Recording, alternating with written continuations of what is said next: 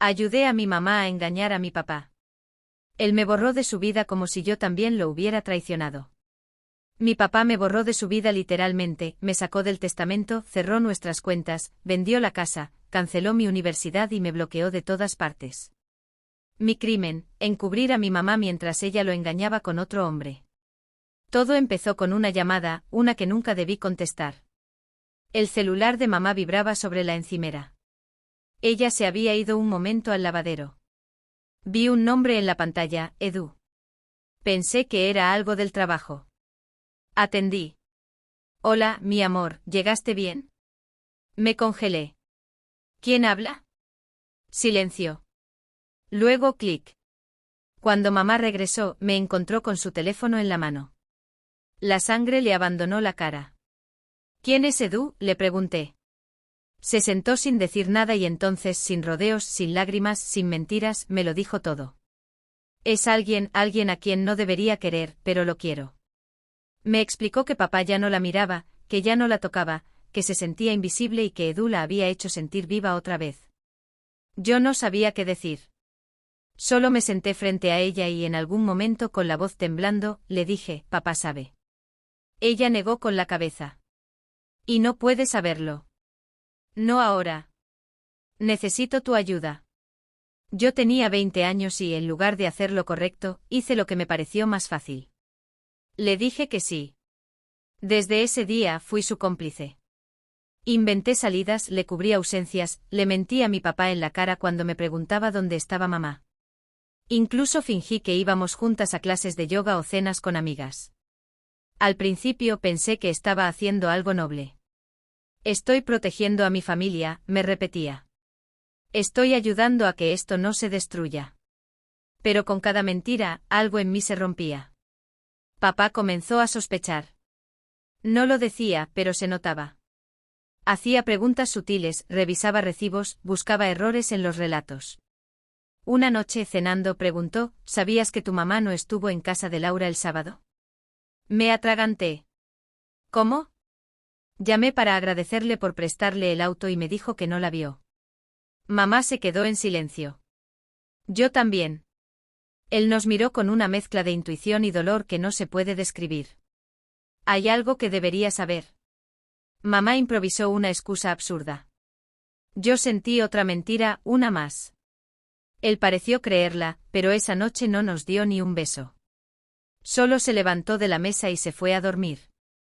Y ahí supe que estábamos a punto de caer. Pensé que estaba salvando a mi familia, pero todo lo hice mal. Y lo peor es que no me di cuenta hasta que fue irreversible. Después de aquella cena en silencio, papá cambió.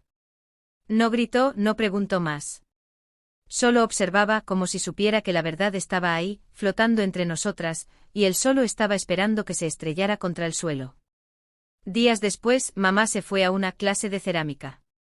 Yo sabía que era mentira. Era Edu. Siempre era Edu. Papá me pidió acompañarlo a hacer compras. Acepté, quería distraerlo. Pero en el camino, se detuvo frente a una cafetería. Tomamos algo, dijo. Nos sentamos. Me pidió un café, él pidió un té. Y después de un rato con la mirada fija en su taza, dijo, ¿vos sabés algo que yo no sepa? Me quedé helada. Intenté sonreír, fingí sorpresa. ¿De mamá? ¿Por qué decís eso? Porque sos su hija. Porque son muy cercanas. Y porque la forma en que la defendés me hace pensar que estás protegiéndola de algo. Me temblaban las manos. Papá, ¿estás viendo fantasmas? Mamá te quiere. Me miró por un largo rato y después dijo, vos sos lo único en lo que confío. Esa frase me partió porque no lo merecía. Esa noche mamá volvió con una pieza de cerámica recién comprada que supuestamente había hecho. Ni siquiera tenía restos de pintura en las manos. Era todo una farsa. Una más. Papá la abrazó. Le dijo, te extrañé. Ella tardó en responder. Después, ya en mi cuarto, me llegó un mensaje de mamá, gracias por lo de hoy. Sos mi única aliada. No respondí. Apagué el celular y me senté en el piso a llorar. Esa madrugada, escuché vibrar el teléfono. Me levanté a revisar. No era el mío, era el de mamá. Lo había dejado en la cocina. Pantalla encendida. Nombre en mayúsculas, Edu. Y detrás de mí la voz que me hizo temblar, ese es el tipo. Me giré. Papá estaba ahí, mirando el celular y luego a mí. ¿Desde cuándo sabes todo? No gritó. No me insultó. Solo preguntó. Y eso fue mucho peor. Intenté explicarle. Le dije que no quería lastimarlo, que lo hice por mamá, que tenía miedo, que pensaba que estaba ayudando. Él no reaccionaba. Hasta que dijo, yo confiaba en vos. En vos que en nadie. Y entonces se fue.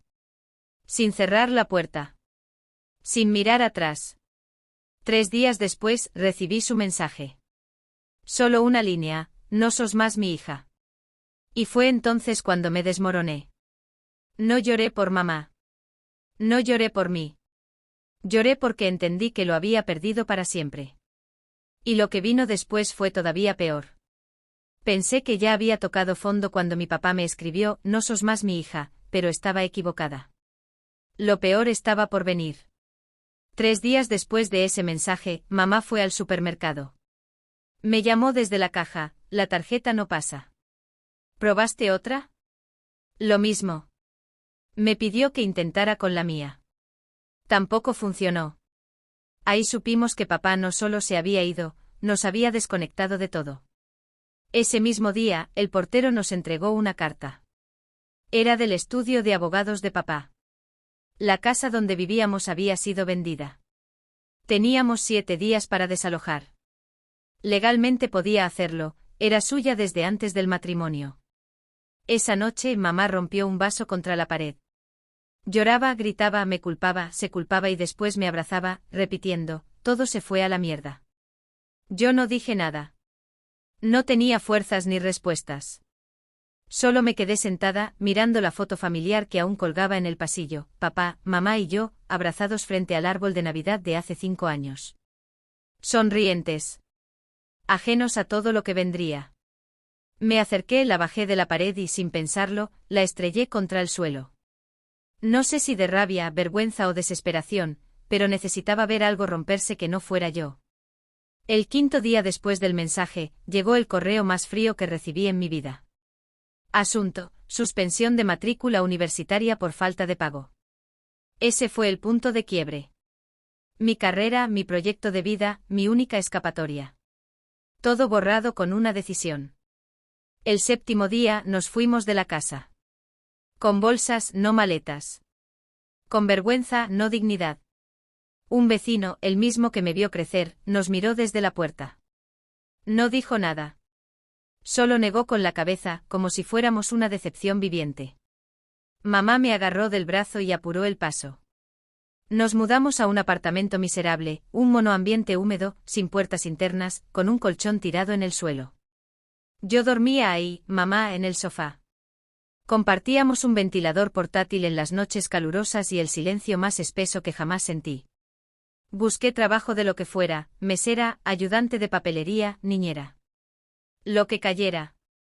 Mi cuenta estaba cerrada, mi beca anulada, mi historial crediticio congelado. Papá había hecho desaparecer mi existencia financiera. Una noche, después de un turno doble, llegué a casa y encontré a mamá sentada en la oscuridad. Tenía en la mano una bufanda vieja. Era la bufanda que papá me había tejido cuando tenía 8 años. Estaba en tu cajón, dijo. No sabía que la habías guardado. Me senté a su lado, la tomé entre mis dedos. Olía a encierro y a él. No dije nada. Solo me la até al cuello y me fui a dormir con ella puesta en pleno verano. 2 días después, una mujer en la cafetería me preguntó sin contexto, ¿y tu papá? Sigue llevándote y esperándote afuera. Le sonreí por reflejo. Sí, mentí. Y sentí que algo en mí se quebraba un poco más. Eso sentía cada vez que intentaba sonreír, como si algo en mí se astillara más. Un día, de camino al trabajo, vi a una nena reírse con su papá mientras compartían un helado en la vereda. Tuve que mirar hacia otro lado. No por envidia, sino porque ese tipo de amor, el simple, el seguro, ya no me pertenecía. Esa noche discutí con mamá. Fuerte. Ella estaba revisando papeles del divorcio, llorando en silencio, y yo, agotada, le pregunté si valió la pena. ¿Todo esto valió la pena, mamá? ¿Perderlo? ¿Perdernos? Se levantó como si le hubiera metido una bofetada. ¿Estás diciendo que fue mi culpa todo? No, grité. Estoy diciendo que me metiste en algo que nunca fue mío. Silencio. Luego ella susurró, yo no sabía que iba a terminar así. ¿Y qué pensabas? Que papá iba a descubrirlo, perdonarte y darnos flores. Me miró con los ojos llenos de lágrimas, pero sin lágrimas. Solo rabia vieja. Yo también fui hija antes de ser madre. ¿Sabes? Eso me dejó muda. Me encerré en el baño, me miré al espejo y me pregunté si ese reflejo seguía siendo mío. Al día siguiente, mientras barría el local, entró un grupo de excompañeros de la facultad. Uno me reconoció. Vos sos la hija de Ricardo. Sí, dije sin pensar. Se hizo un silencio incómodo. Qué feo todo lo que pasó. Mi viejo dice que lo destrozaron. Me sonrió con lástima. La clase de lástima que te quiere abrazar y escupir al mismo tiempo. No dije nada. Seguí barriendo. Las manos me temblaban. Afuera, en el contenedor de basura, vomité sin poder evitarlo. Esa noche abrí uno de los correos que nunca envié a papá y lo edité. Papá, ya no escribo para pedirte perdón. Lo hice 1000 veces y no sirve. Solo quiero que sepas que aún te llevo conmigo, aunque no lo merezca. Aunque ya no me mires. Aunque ya no me llames hija. Todavía tengo la bufanda que me tejiste cuando era nena. Y sí, a veces la uso, aunque sea verano. Me recuerda quién fui antes de arruinarlo todo. No lo envié. Lo guardé otra vez. Al cerrar la compu, mamá me llamó desde el sofá. ¿Vos todavía lo amás? Sí, dije. Yo también. Esa fue la primera vez que coincidimos en algo en semanas. Pasaron en un suspiro seco. Ya no sabía en qué día vivía. Solo sabía que me despertaba, trabajaba, volvía y dormía con culpa en el pecho y sudor en la espalda. A veces soñaba que papá me llamaba. En el sueño solo decía ¿por qué hiciste eso? Y yo me despertaba llorando antes de poder contestarle. Una tarde, después de mi segundo turno, llegué y encontré a mamá dormida en el sofá. El ventilador sonaba como un animal cansado. Sobre la mesa había una hoja arrugada. Era un viejo poema escrito a mano por papá, dedicado a ella. Fechado en 2001. El año que nací. Si algún día todo se rompe, que no se rompa el lazo que tenemos. Porque te elegí y te volvería a elegir. Mamá se despertó al notar que lo leía. Me lo quitó de las manos sin mirarme y sin decir nada, lo rompió. En 2. Después en 4. Después en 8. La vi y no sentí rabia. Sentí pena. Esa noche me animé. Abrí otro correo, pero esta vez no lo guardé en borradores. Lo escribí. Lo terminé. Lo envié. Papá, sé que no lo vas a leer o que lo vas a borrar, pero yo ya no puedo seguir viviendo con todo esto adentro. No quiero que me perdones ni que me contestes. Solo quería decirte que todavía existo. Que todavía sos mi papá para mí, aunque yo ya no sea tu hija para vos. Eso es todo. Lo envié y, después de hacerlo, me fui a la calle a caminar sin rumbo. Pasé por una plaza, la misma donde él me enseñó a andar en bicicleta. Había un banco, el banco donde solíamos sentarnos después de cada clase de natación, con un jugo en la mano y los pies colgando. Saqué algo de mi mochila, la bufanda, esa vieja descolorida tejida por él cuando yo tenía 8 años. La até al respaldo del banco y la dejé ahí. Como una ofrenda. Como si dijera, todavía estoy acá. Todavía te amo, aunque ya no me veas.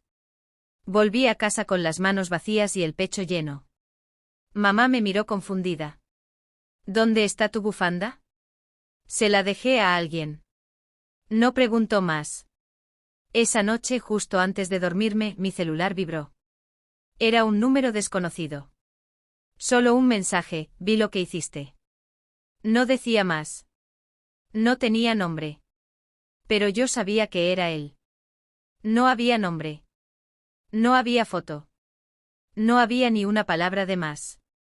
Solo un mensaje: vi lo que hiciste. Lo supe en el acto. Era mi papá. Mi cuerpo se tensó como si lo tuviera justo detrás de mí, como si su sombra hubiera cruzado el cuarto. Mi primer impulso fue responder, escribirle todo, decirle que lo extraño, que lo amo, que no pasa un solo día sin que me duela lo que hice. Pero no lo hice. Apagué la pantalla, cerré los ojos y sentí el corazón partirse de nuevo. No sé cuánto tiempo pasé mirando el celular, esperando otro mensaje que nunca llegó. Mamá me encontró en la cocina, abrazando mis rodillas, con los ojos hinchados. ¿Te escribió?, preguntó. No respondí, pero ella lo supo. ¿Y qué te dijo? Solo eso: vi lo que hiciste. Nos quedamos en silencio. Por primera vez no hubo reproches. Solo ese vacío compartido entre dos mujeres que perdieron al mismo hombre, pero por motivos distintos. Esa noche no dormí. No podía dejar de pensar en qué habrá sentido papá al ver esa bufanda atada al banco. ¿Dolor? ¿Rabia? ¿Lástima? ¿Y si creyó que era una manipulación más? Al amanecer, decidí salir a caminar. Volví al banco donde había dejado la bufanda. Ya no estaba. En su lugar, había una flor marchita y un sobreplástico cuidadosamente doblado que protegía una foto. Una de nuestras fotos. Era yo con 8 años en su espalda. Papá sonreía como si el mundo no tuviera otro sentido más que hacerme reír. En la parte trasera de la foto, había escrito algo con su caligrafía inconfundible: aunque te falles, nunca dejes de buscarte. Me senté en el banco y ahí me quebré. No era perdón. No era reconciliación. Pero era algo. Durante los días siguientes, todo se volvió más confuso. Mamá estaba más distante que nunca. Yo trabajaba más horas, no porque necesitara el dinero, sino porque no soportaba estar en casa. Una tarde al llegar, la encontré sentada frente al televisor apagado. Estuve pensando en irme, dijo sin mirarme. ¿A dónde? A casa de tu tía Clara. En Rosario. Me ofreció quedarme un tiempo. Alejarme de todo esto. ¿Y me vas a dejar acá? No te estoy dejando. Estoy sacándome del camino. Te arrastré a esto.